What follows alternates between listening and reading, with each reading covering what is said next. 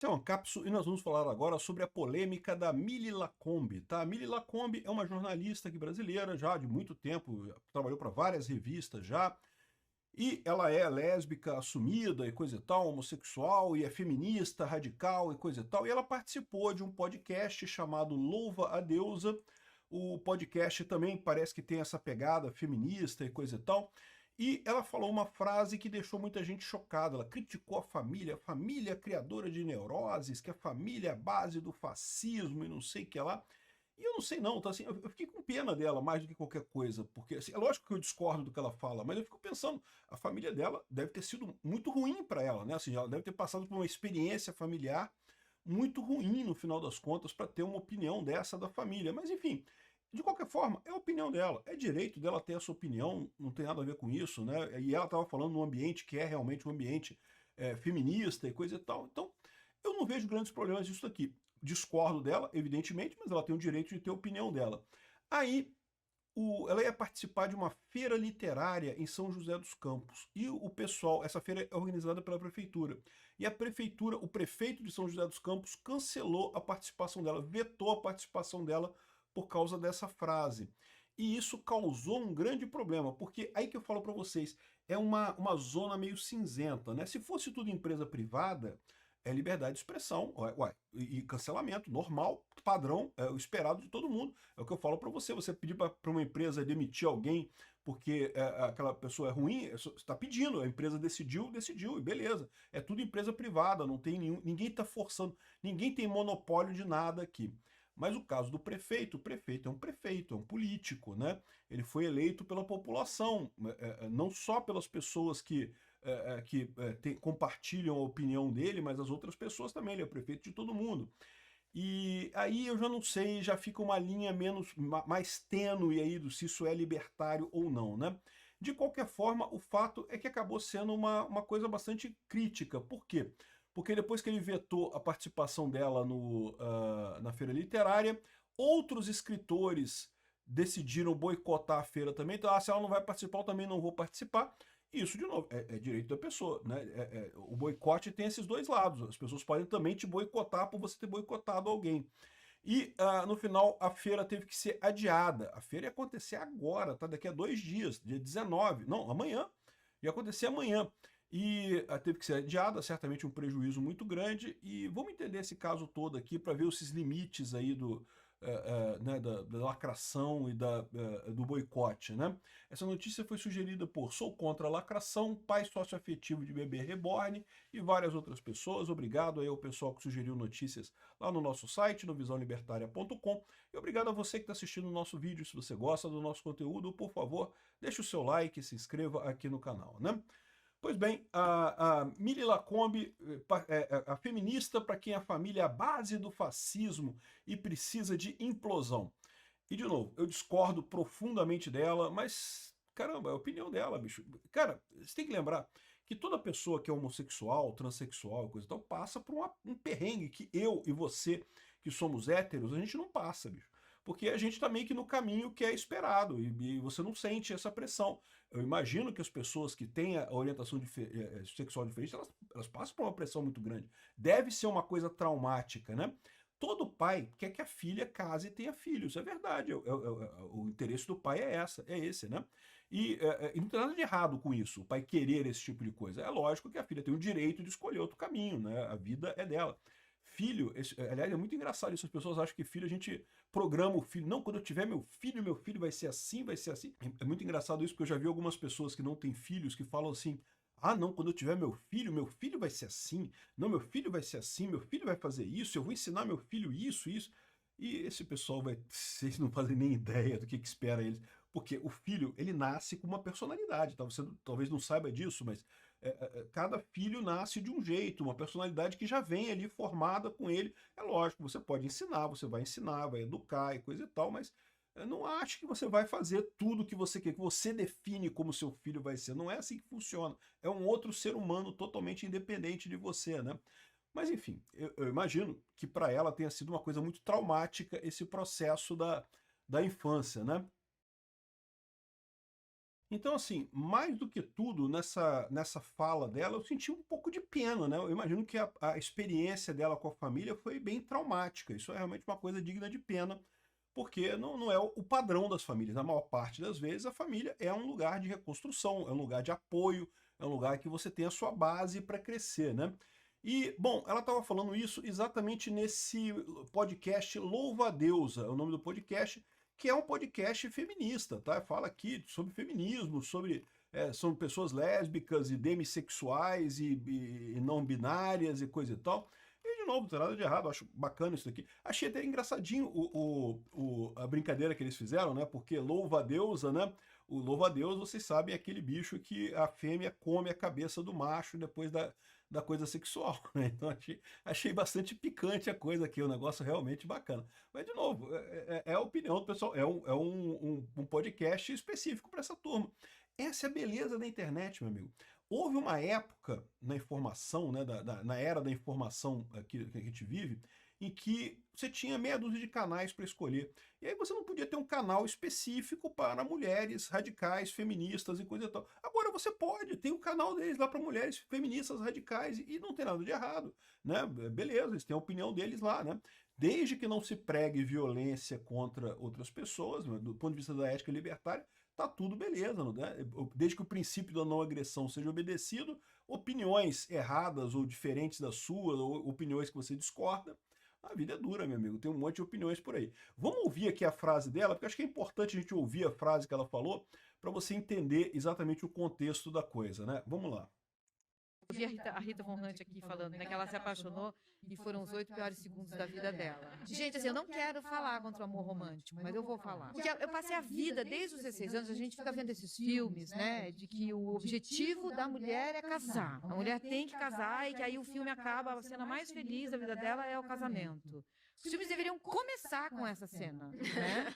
Porque dali é para baixo, gente, assim. Eu tô super contra a monogamia, super contra o amor romântico. Eu acho que a gente, esse negócio de família tá fudendo a gente. Família é um núcleo produtor de neurose, essa família tradicional, branca, conservadora brasileira. Eu não sei, posso estar errado, mas a minha visão é que ela está falando da família dela, né? Branca, conservadora, brasileira. Eu imagino que na família dela ela sofreu pra caramba, né? E bom, ela disse que é contra a monogamia.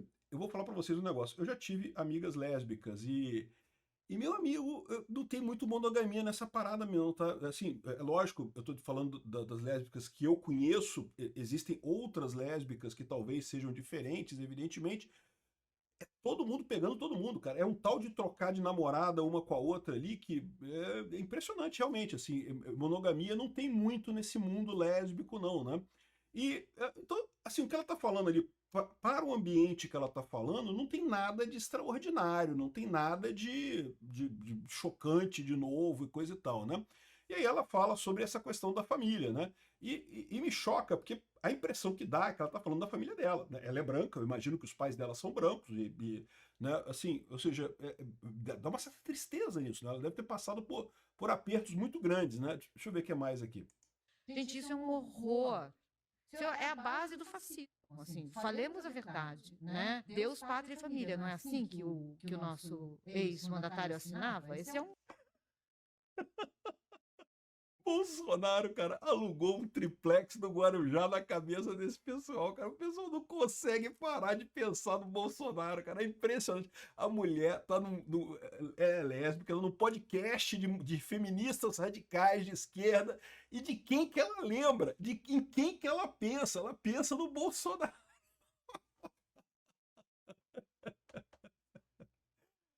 Deixa isso ser engraçado essa história, né? Então tá falando do Deus, Pátria e Família. Vamos continuar vendo aqui. lema, é um slogan fascista. Ele assinou cartas com esse lema. Para quem não estivesse entendendo, ele deixou bastante claro o que ele é, o que ele representa. A luta por superar essa organização de família. E, pois olha a coisa que ela fala, né? Superar essa organização de família. E eu não sei como é que esse pessoal pretende fazer a coisa, porque a verdade é que sem família a organização da sociedade humana inteira desaba, né? Não tem lógica isso. A não ser que a gente vá para um mecanismo tipo Admirável Mundo Novo, né? Admirável Mundo Novo é um livro do Aldous Huxley, é um livro que eu recomendo, é muito interessante, é um clássico, né? De distopias, futuros distópicos, né? Eu acho que tem um filme também do Admirável Mundo Novo, mas basicamente as pessoas não se reproduzem mais, não, elas fazem sexo só para recreação, mas ninguém tem filho, né? E aliás, chamar alguém de mãe é meio que uma ofensa, você está ofendendo a pessoa, né? O Admirável Mundo Novo tem essa pegada de dizer que família não pode, não sei o que lá, é o Estado que cuida de tudo, que cria as crianças e coisa e tal. Talvez seja isso que ela estava pensando. De novo, o que ela falou aqui é uma coisa ruim? Eu acho. Eu acho. Aliás, fiquei triste por ela. Fico imaginando que a experiência na família dela é muito diferente da média das experiências nas famílias da maior parte das pessoas. Mas, enfim, discordo dela. Agora, eu tenho o direito de falar isso. Eu não vi nada demais nesse sentido, não vi nada. Ah, ela é contra a família. Meu amigo, esse pessoal todo é, né? Porque, para pensar, né? Ela, tem um artigo na Wikipédia falando da vida dela, ela teve não sei quantas namoradas e mulheres, e esposas e não sei o que lá, e é lógico que nunca ela vai conseguir fazer uma família de verdade, né? Porque isso é só uma parte da família, né? Enfim, essa é a situação. Então, ela fez essa crítica. Aí, o que veio a partir disso, né? O prefeito vetou a Mili Lacombe numa feira literária por falar contra a família cristã. Então, essa foi a ideia do Anderson Faria, o prefeito de São José dos Campos. E, de novo, eu concordo com ele que é uma fala errada. Eu discordo plenamente dela. Mas, assim, aí que está o ponto que eu acho que é um ponto meio cinzento nessa história toda. Vamos supor que não fosse um prefeito, que fosse o presidente de uma empresa privada que está organizando uma feira e daí resolveu não ter mais contato com ela. Não tem problema nenhum, ele tem o direito de cancelar ela, né? São contratos privados entre pessoas. Boicote é legítimo, é uma arma libertária, né? É a forma de justiça de um mundo libertário. Então, vale a pena ele fazer esse tipo de coisa, sem problema nenhum, não tinha nada antiético. Como ele é prefeito, a coisa se torna um pouco mais complicada, porque, de certa forma, ali na cidade dele, ele está vetando ela né, para esse tipo de evento. Então, assim, você pode encarar isso como uma censura de fato. É diferente de um mero cancelamento, por quê? Porque é uma figura pública. Há diferença entre um prefeito que manda na cidade, que pode dar ordens coercitivas na cidade, e uma empresa que tudo que ela pode fazer é não contratar aquela pessoa, né? O ato de não contratar é o mesmo, mas o fato de que o prefeito é prefeito, né, deixa uma zona cinza nessa história aqui. Até onde eu entendo, ela não está proibida de participar de feiras em São José dos Campos. Então, nesse caso, não seria uma proibição estatal. Isso é uma coisa que eu acho muito importante. Eu sempre ressalto para o pessoal aqui. Eu bloqueio um monte de gente que comenta nos meus vídeos. Por quê? Porque, cara, eu não vou ficar ouvindo conversa que eu discordo aqui nos meus vídeos, não gosto, eu bloqueio. Isso não é censura. Por quê? Porque você pode comentar no resto da internet inteiro, você só não pode comentar nos meus vídeos. Os meus vídeos eu bloqueio. E esse é um conceito importante. Censura é diferente. Censura é quando você é proibido de falar de forma absoluta. Você não pode falar naquela região, naquele país ou naquela cidade determinada coisa porque você foi proibido de falar ali.